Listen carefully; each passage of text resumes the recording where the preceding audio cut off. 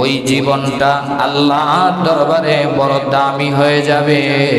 আল্লাহওয়ালাদের জিন্দেগি ছিল, তারা কঠিন কালেও একটা টাকাও হারাম উপার্জন করতেন না।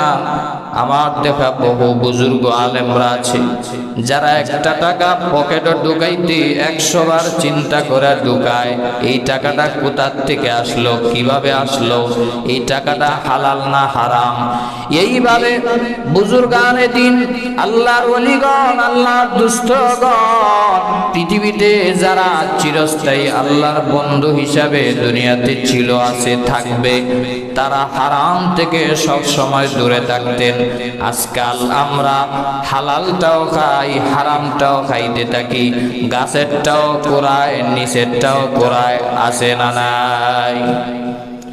হারাম উপার্জন।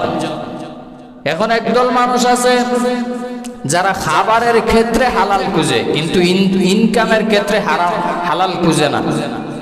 আপনি যদি তাকে সাপের গোশত দেন খাবে না, শুয়োরের গোশত দেন, মাংস দেন খাবে না, কিন্তু সুদ যে খায় এটা হালাল না হারাম? কথা বলেন, হালাল না হারাম? অথচ সে খাবারের ক্ষেত্রে ঠিকই হালাল খুঁজে। সে সাপের গোশত খাবে না, শুয়োরের গোশত খাবে না, এরকম হারাম আরো যত খাদ্য আছে সেগুলা খাবে না, কিন্তু ইনকামের ক্ষেত্রে সুদ যে খাচ্ছে সেটা হালাল না হারাম? হারাম।